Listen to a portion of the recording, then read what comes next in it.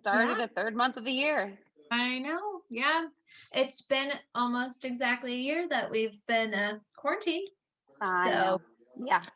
So it's fun. yeah, it's amazing. I mean, I can't believe we've been doing this for a year, but I also do see a light at the end of the tunnel because I think that our county is handling vaccine rollout pretty efficiently. So, and It just feels, I feel like restaurants know what they're doing now. And when we go mhm, out to eat, I feel completely safe. It just is, mhm.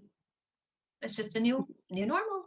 Yes, So yeah, yep, yep. So, yay us for making it through a full year, and the first quarter of the year is almost gone. So it's been a whirlwind. So, but we're going it to have some has. fun talking about outdoor spaces, which have become part of our Yeah. living spaces. And so we have a new business in the village that has a cute name, the Cozy Patio. And I've been, like I said, putting my nose up to the glass to see how their rollout was when in the beginning of the pandemic. And so their designer Alex is going to come join us.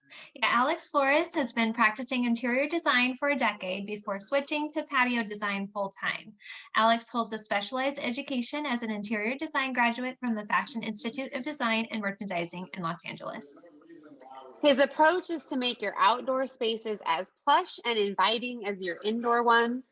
Through the strategic use of color, texture, and scale, he creates an atmosphere that demands your attention and provides an inviting space.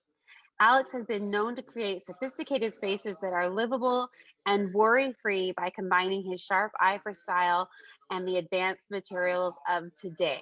So we're excited to chat with Alex. Welcome, Alex. So, can you first just tell us more about you and what your background was before Cozy Patio? Absolutely. I did interiors for a little over a decade before switching to exterior design, mostly residential design, but very early on in my career, I actually did club design in West Mm, Hollywood, and that was a lot of fun. Yeah. Yeah, mm. I Mhm. bet. Yeah, it How was. unique. That's neat. Yes. Seen celebrities?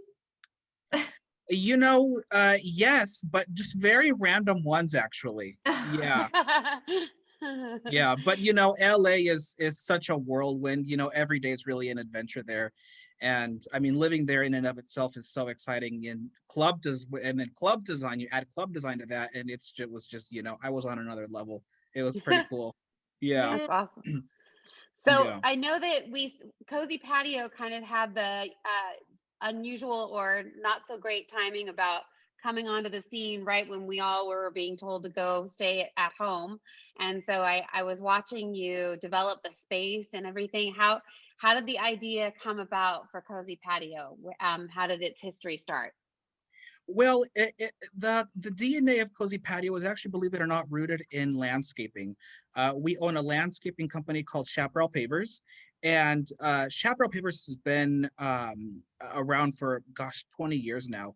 And Jonathan and Fernando, the owners, you have always done high-end residential landscaping, and they were just walking away from these really great projects, and it was unfurnished, and it Mhm. just they seemed incomplete, and worst of all is they would, be finishing these jobs and they would see, the Amazon boxes or the Costco boxes arriving, for patio furniture. And then they just took this really great project that they did and really watered it down. So they thought, we're really missing an opportunity to, do something really unique and really all inclusive.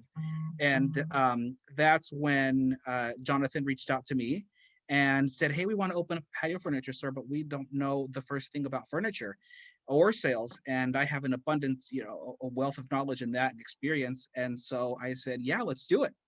Mhm. And Awesome. yeah, and that's about how I worked on the landscaping side for maybe about 6 months before the conception of the Cozy Patio.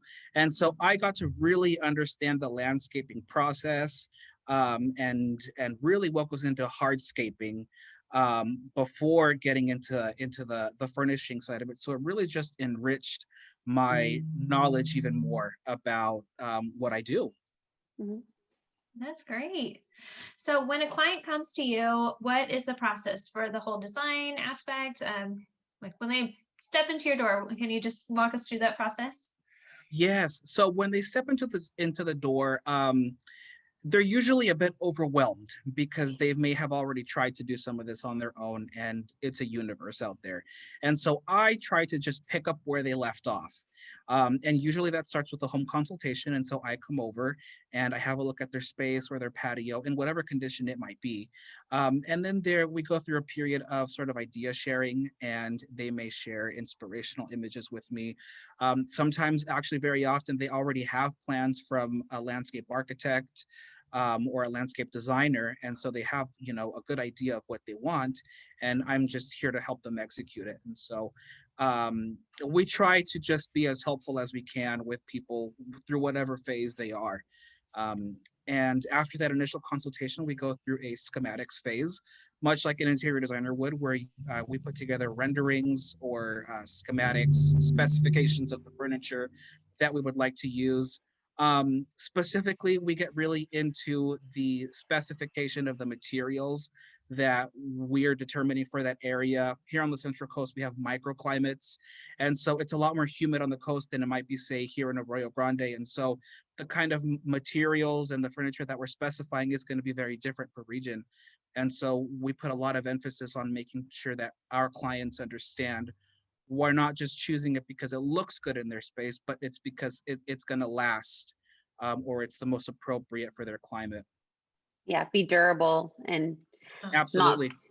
not rust out or something like that the first week Absolutely. that they have it. Yeah. Yeah, No, that's true. Yeah. Absolutely. So I imagine you do all kinds of spaces, large and small. What are you looking to create? What's the atmosphere or the goal when you start a new outdoor project?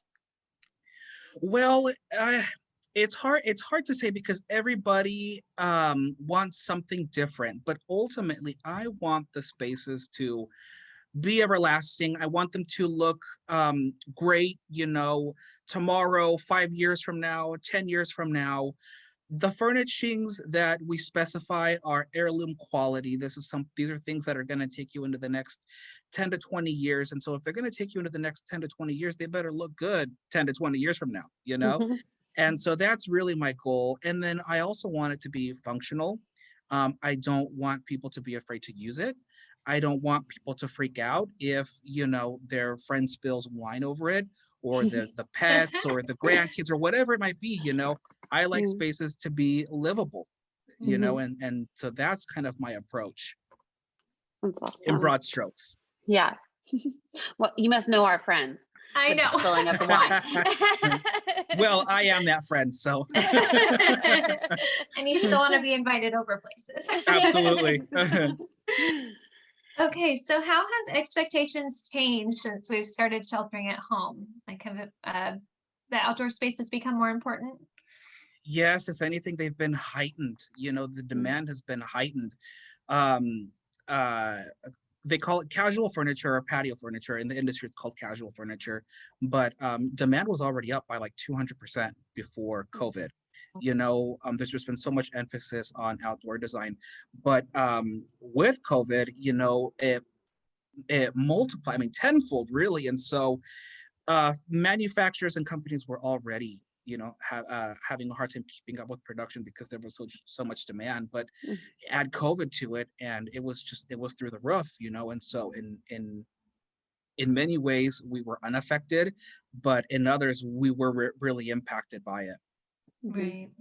Yeah, it's your home has become all things. It's your vacation space, your gym, your office, your school. Right. Yeah. Yeah, No kidding. And I imagine you do all things like I see behind you, you've got a nice outdoor fireplace set up, and you probably do fire pits and all of those types of things too. Yes, do you go so far as to absolutely. do indoor or outdoor kitchens too? Oh, yes, absolutely. We do outdoor kitchens. We can do prefabricated outdoor kitchens, or we can build them from scratch. Really, the sky's the limit. We work with all kinds of different budgets. And fire pits have just been so. The demand for them is through the roof right now for fire pits, and fire tables. And COVID obviously exacerbated that, but I think the reality is that fire pits allow us to use our outdoor spaces past the hours that we normally use our backyards. Mhm. And so really you're adding square footage to the real estate that you already have, because Yeah. this is now a space that you can enjoy in the evenings or at other times, or in if it's cold out, you can still be out there because you can have the warmth of Yeah. it. So Yeah, that's yeah, awesome. It's we get a lot of play out of our own advertisement for homes with outdoor living spaces. So that's it's true. It's adding another 400 or 600 square foot space to your space, and if you add pano doors or something like that, it's just amazing. absolutely. Yeah. Yeah, and a lot of new communities and home developers are designing homes where the lines are blurred between indoor and outdoor. We're seeing a lot of retractable walls, in even just track homes, and Hmm. I mean, in California, why not? And so now I step in, and my job is to help homeowners tie in their indoors with the outdoors. And the materials have just gotten so advanced that it's so seamless. I mean, we're talking materials like leather and velvet that can be left outside. It's really a very exciting time. Wow, Yeah, that's cool. I didn't know Yeah. that. I know. So we skipped over a little bit of the personal. Like, how did you come from LA to find the Central Coast, to be here on the Central Coast?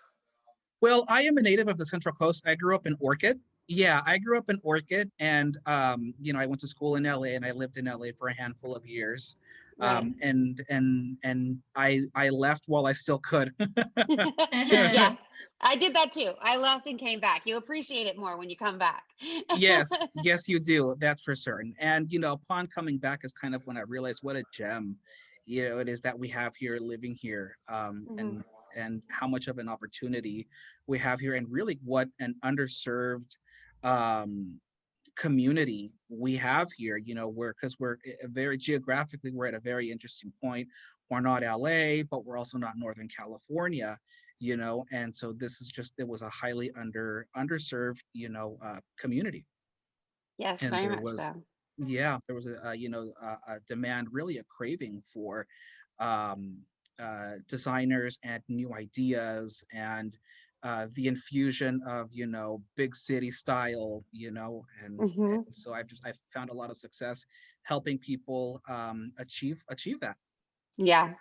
You're walking right up my mom's alley because she has a very modern home, and she's always had to go to Santa Barbara at the least to go find indoor or outdoor furnishings because nothing Yeah, matches the style of her home. She's not, right, heavy woods and things like that. So right.